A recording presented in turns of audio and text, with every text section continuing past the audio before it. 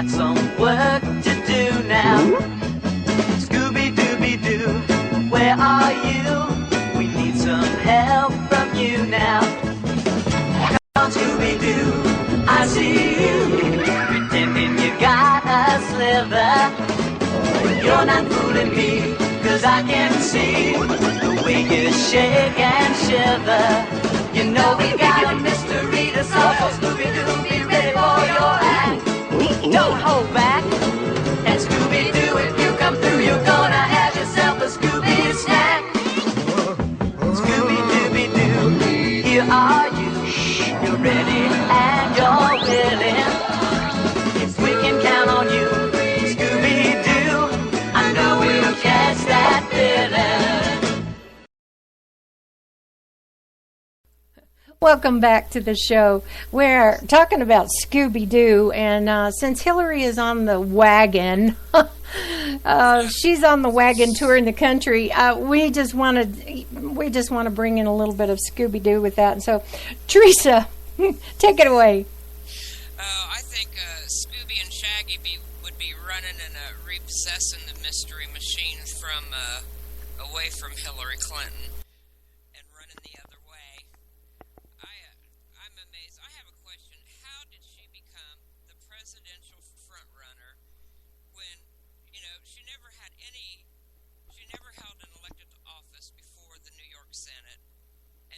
Staggering number of personal, political, and financial scandals, and her leftist political agenda.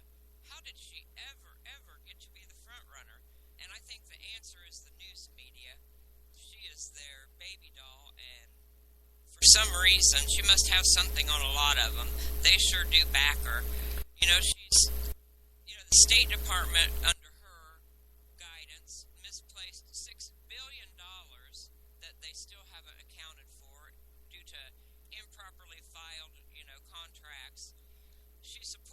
Common Core. She is absolutely not a friend to women. She likes to say she is.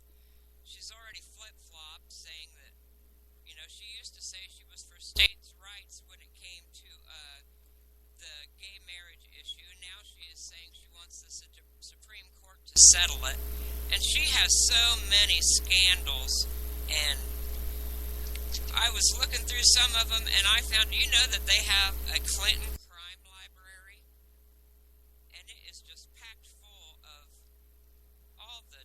honest things that they have been involved in and yet always managed to walk away from. I don't see how any thinking voter could possibly like her. And I think Scooby-Doo would just run like the dickens to get away from her. What about you, Mona? I'm wondering where that library is. Do you know where it is? Oh, I found one online. Yes, I found one online. And it lists every scandal, all the books that people wrote, ex-Secret Servicemen, FBI agents, people that work directly with them. And she is a vulgar, foul-mouthed, hateful, spiteful creature. And I don't understand how anyone likes her. And I don't understand why the media is so staunchly in her corner. You can find it under, if you Google the Clinton list, and you will be amazed. Teresa has it pegged right. It's amazing, and it's all fact-based. All right, Mona? I'm just going to read you the names of people that have mysteriously just kind of left the earth since the Clintons have been in charge. James McDougal, Mary Mahoney, Vince Foster, Ron Brown, Victor Reiser, Paul Tully, Ed Wiley, Jerry Parks, James Bunch, James Wilson, Kathy Ferguson, Bill Shelton, Gandhi Bow, Florence Martin, Suzanne Coleman, Paula Grober, Danny Casolaro, Paul Wiltshire, John Purnell Walker, Barbara Wise, Charles Meisner, Dr. Stanley Hurd, Barry Seal, Johnny Lawhorn, Stanley Huggins, Herschel Friday, Kevin Ives and Don Henry, Keith Coney, Keith McMaskey, Gregory Collins, Jeff Rhodes,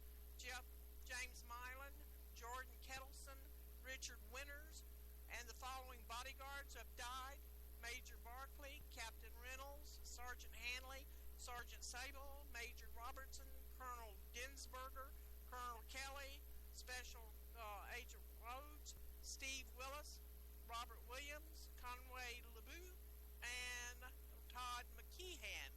Those folks have just kind of been known to be affiliated with the Clintons, and now they are amongst the non-living. There also, I found there are 10 verified Hillary Clinton lies. I'm not going into details, I'm just going to list them. Hillary Clinton lied as a staff member of the House Judiciary column. Hillary Clinton lied about flying into Bosnia under sniper fire. Hillary Clinton misrepresented her record opposing the Iraq War. Hillary Clinton misrepresented her role in the Irish Peace Accord. Hillary Clinton misrepresented the extent to which her daughter was in danger on 9/11. Hillary Clinton claimed she was named after Sir Edmund Hillary. Hillary Clinton lied about supporting NAFTA.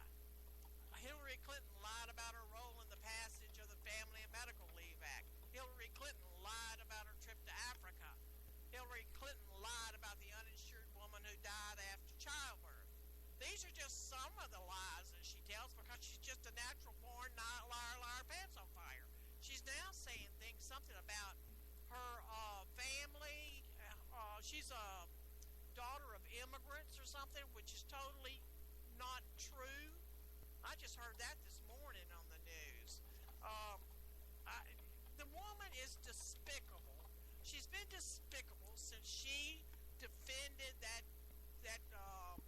bomber crazy person out in California, the one with the Liberation Army. She's been associated with terrorists and anti-American and all of her life. She's just an egocentric woman who wants power and control over the world. And what can I say? She's just not the kind of person that one would even want to invite over to coffee or tea, preferably tea for the tea party, but you would not want to invite her to your house. You certainly do not want to invite her into the people's house.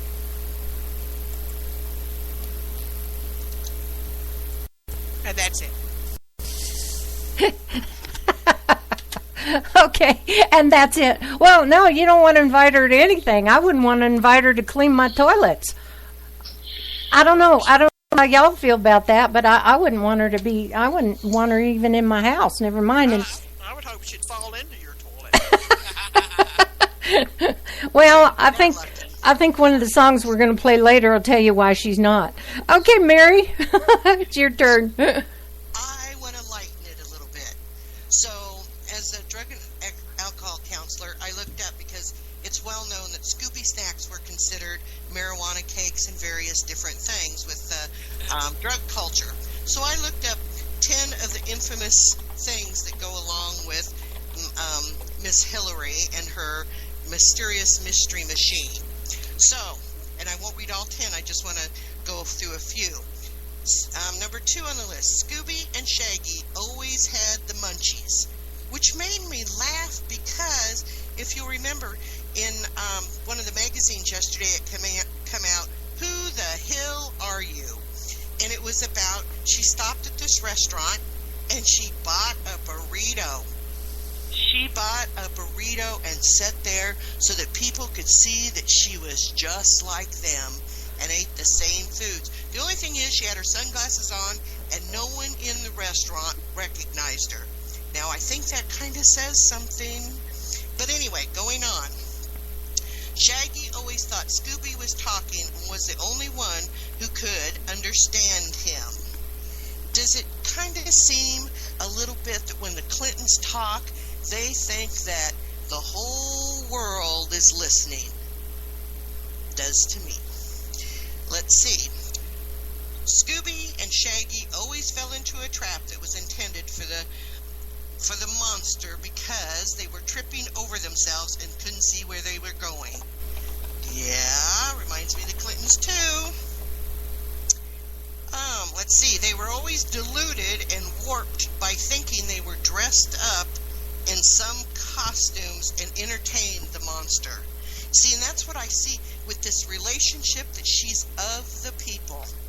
That's what I keep seeing, is they're dressing up and trying to pretend that they're one of us. Because if you'll remember, when they were dead broke when they left the White House, they had to borrow $7 million for their house. What was it, in the Hamptons? And they only had a couple million laying around for emergencies.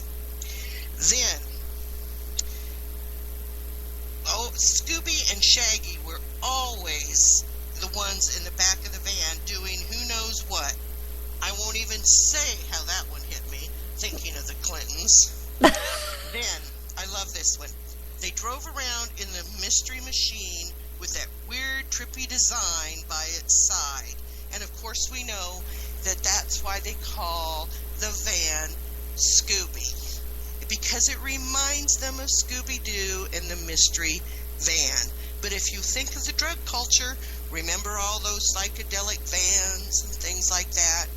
And also, since where I'm at in Arkansas, during when they were in the governor's mansion, all the drugs that ran in and out of Mena, Arkansas. And it was a big deal here that it was just kind of under their noses and no one was paying attention. And then I love this one too. Shaggy and Scooby were always giddy and laughing. Does that sound something familiar also? That giddiness, laughing about a 12-year-old girl being raped, laughing about how that her client had defeated the lie detector test. And the last one, look at Shaggy, the way he dressed, his goatee, etc. Okay, look at Miss Hillary through the years. A little bit strange, huh? Enough said. Scooby-Dooby-Doo, what would you seem to do? I still say he would run away. I still think you're right. Roland, okay, what do you think? Oh, I just agree with every one of you. It's, I think it all started out when she was at the her law firm, Rose Law Firm, when Senate asked, and we should have known back then, and we're talking 20 years ago, asked for her some documents, and she didn't have them, couldn't find them. That went on for weeks, and all of a sudden they found them on the rail post in the White House. And it goes to, we have to have people in there running for president and becoming president that have character, that won't lie, that have Christian principles, and she has none of these. I mean, the world is in a terrible shape, and what is she doing? Talking about the middle class. Listen, the only way to get the middle class in better shape is to get jobs. And the only way to get jobs is to cut some taxes and get things motivated with some leader that's got some sense, and she doesn't have enough sense to pour tea out of a boot if the directions were on the heel. But you know what? That would go to show you. And then she has these meetings with 4 or 5 people that she imported in that works for them to talk to them about the middle class. Well, all I can say is that I don't think she's got one chance in hell of becoming our president. But we got to get the word out there. We got to get people thinking of what she is, how she won't be honest, she won't tell the truth. And, I mean, it's just like Obama won't tell the truth, she won't do it either. So you're going to get the same thing over and over. And we could go on and on and on about her Scooby-Doo ideas, but it's pathetic. And we got to do something about it. And the only way we can do about it is what we're trying to do right here on this program, is point out some of the falsehoods that she's had.